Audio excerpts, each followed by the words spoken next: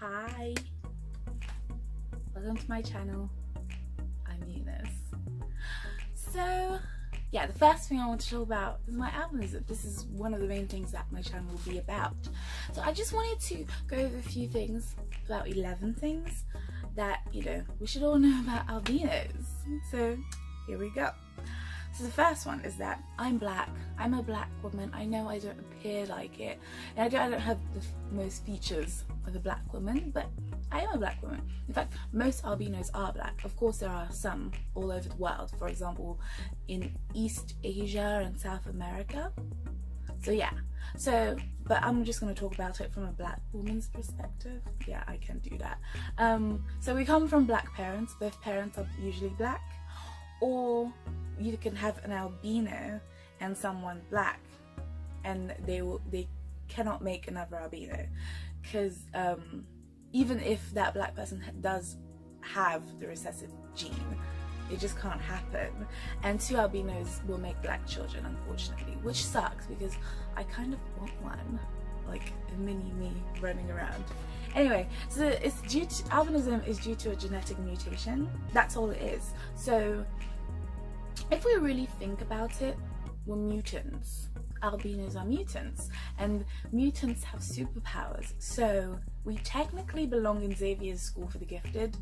So we're the X-Men. Really, we are the X-Men. So if you could have a superpower, what would it be? I'll tell you mine. Mine would be fat manipulation. Honestly, imagine that. Fat manipulation.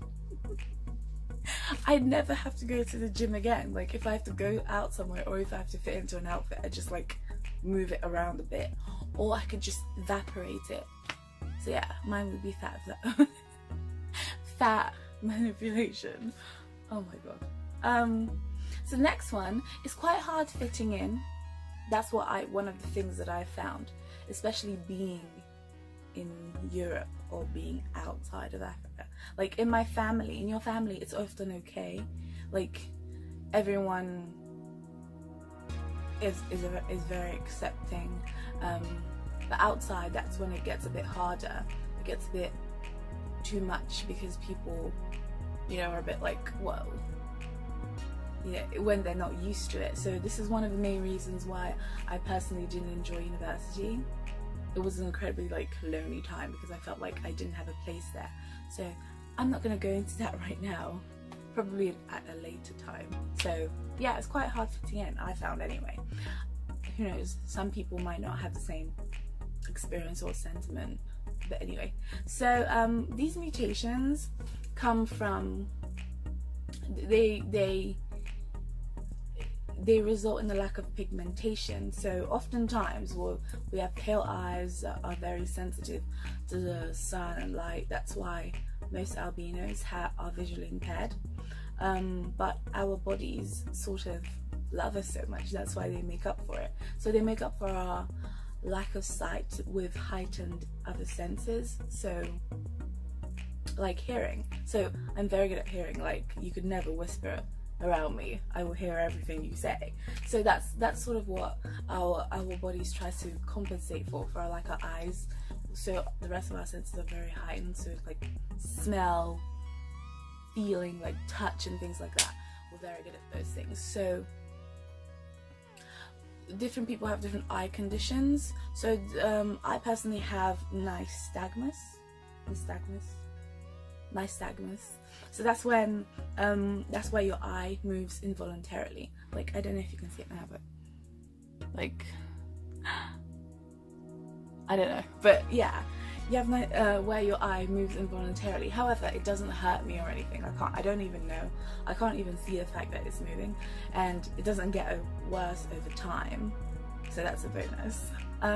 So this lack of melanin, we lack melanin, which is the pigment that makes your skin appear whatever color you are. So it makes your skin appear black or brown or dark. So it basically determines your skin tone. So we're very vulnerable, because we lack that, we're very vulnerable to sunburn and skin cancer. So therefore, in hot weather, we have to be extra vigilant with our skin and things like that, especially when it comes to young children with albinism. Also, if you have like a friend with albinism, you know, who's an albino, you have to just be considerate. You can't just, you know, you have to be aware. You can't just be like, oh, I want to sit in the sun. You have to be aware that this person may not be quite comfortable with it. That's one of the things that me and my friends sort of struggled with. You know, they wanted to sit in the sun, they wanted to be outside, but I wasn't having any of it because I was very uncomfortable, which meant that I couldn't enjoy the day out, and I was like in a bad mood or whatever. Yeah, so that's one of the things. And also, to be honest, yeah, they're, you know, your suntan or your glowing tan or whatever may not be worth their sunburn. That's just a reality. So keep an eye out for my next video. It's going to be on Hot Topic, on summer skincare tips. Yes, that pun was intended. Number 6, we're sometimes very angry. Like, sometimes we have days where we're just not having it. I know everyone has that type of day, but I feel like with albinos, we're just like, you know, very emotional. We just have days where it's just, stay away from me, okay? We can like do without humanity on those days. I know I certainly do, and I feel like, and I've heard that other people have felt the same way as well. So I don't know, it's just a trait. But when we're happy, we're really happy. When we're like really bubbly and really enthusiastic, we're very, very happy. So it's like there's no middle ground. It's just two opposite ends of the spectrum. My mum says that mine started when I was a baby and she was hoping it would change, but it hasn't. I'm working on it. Okay, so number 7, there are 2 types of albinism. So there's one, I have to read this one, oculocutaneous albinism and ocular albinism. So the first one, OCA, is divided into 4 types, OCA 1, 2, 3 and 4, and OCA 1 is the most severe, and it's subdivided into 2 types, A and B. And like I said, the most severe, this is where there is no melanin whatsoever, so people with albinism actually appear white, so their skin, their hair, their eyes are very pale as well. So that's one type. And ocular 2 is less severe than 1.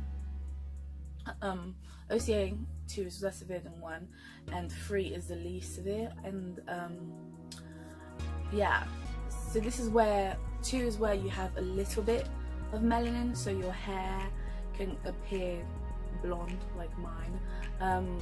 Your eyes are not as pale, so you do produce a little bit. That's why you don't appear like white. So yeah, that's one type. And then ocular albinism, so OA, is just, it's mostly common in male because it has to do with the mutation of the gene in the X chromosome.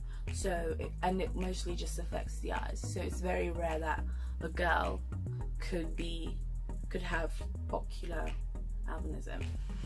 I think I have OCA 2. I don't know, I have to check with my doctor what number I am, but I know it's definitely OCA. So you should check too. I think that being informed with these things makes it less scary, makes it less daunting because it's familiar. It's sort of like, it's not as foreign. So who knows, maybe you should read up on it and then you'll feel better. So number 8 is that, what do you do when you're facing yourself with an albino? One thing, don't stare. I know that it's rude to stare, but it's the most frustrating thing. Like, I'm an adult now and I can handle it because I know it's usually out of curiosity, it's not out of people being malicious. But imagine being like a 14-year-old and you're going through puberty and you have a perfect stranger just staring at you, and by staring I mean like following you with their eyes. Like, that is so frustrating. I used to get so angry. That's one of the reasons why I hated going out as a child, because people would just like look at you and they weren't even hiding it. It's just so frustrating. Anyway, so it'd be more bearable, I think, if you could just ask you know, just go up to the person and be like, you know, do you have albinism? I don't understand why anyone would be rude. I mean, if it were me, I'd be like, yeah, sure. And I'd much rather strike up a conversation about it than have you ogling me from a distance and following me with your eyes. It's a big no-no. Just ask. Number 9 is that it's classified as a condition, and I don't like that. I don't agree with that at all. I feel like condition has negative connotations, and it suggests that something is wrong. It suggests that something needs to be fixed or something needs to change. And I don't think that's helpful in any way. It's not helpful for people with albinism to accept themselves. It doesn't help at all. It just makes it even worse. So I don't think it should be called a condition. I just think, who knows, maybe we should start our own race. Anyway, so number 10 is, finally, we're just like you. Like, we may be mutants, we may have untapped superpowers, but we're still people who bleed red. So embrace us. Be like, don't keep us at arm's length. Be like welcoming and like talk to us, because we are normal people. We have the same interests. We probably studied the same thing as you and things like that. Like, we're just people like you. So I think that we should be embraced rather than be a pariah with it, you know, or be someone who you stay away from. And finally, now this one is like it's mind-blowing, right? Our body parts cannot bring you wealth or luck. It's absolute stupidity, all right? This is something that absolutely needs to change, especially in Africa. More awareness needs to be brought to people or albinos who lack protection in certain African regions, because people believe that, like, in black magic or something, or in their juju or voodoo or whatever, that if you capture an albino, cut off, I don't know, a leg or something, you'll get good health or something like that, which is ridiculous. Okay, we're just people just like the rest of you. You cannot get good luck, you cannot get something good from mutilating one of us. It's just ridiculous. Okay, it makes no sense whatsoever. Okay, having an albino child is miraculous. It's like, it's not common at all. Like, 1 in 4, I think, and it should be celebrated. It's not a taboo. Okay, it doesn't mean that you're cursed, and it certainly doesn't mean that your wife or your partner cheated on you with someone white. That's why your child is white. It doesn't make sense, not at all. Okay, and I mean, seriously, if my hand, not my left, my right hand, because I'm left-handed, if my hand, right, could bring you wealth, right, I'm telling you right now, I would cut it off myself and get in on the action. If my body can bring you luck, why can't it bring me luck? This is just how it is. It's complete nonsense. So just like, forget about that. We're not lucky at all. If we were that lucky, I would be, I don't know, I'd be a princess somewhere or something. Anyway, thank you so much for watching. Thank you for taking the time, and this is just like an introductory video of what albinism is, and what, of course, my channel is not all solely about that, but it's going to be one of the main focuses on that, and I really hope to build it and to make it into something good. So look out for my next video. My next video is going to be on summer skincare tips for people with albinism, and it's not just people with albinism, it's just normal people as well. So yeah, keep an eye on it, and I hope to see you next time. Bye.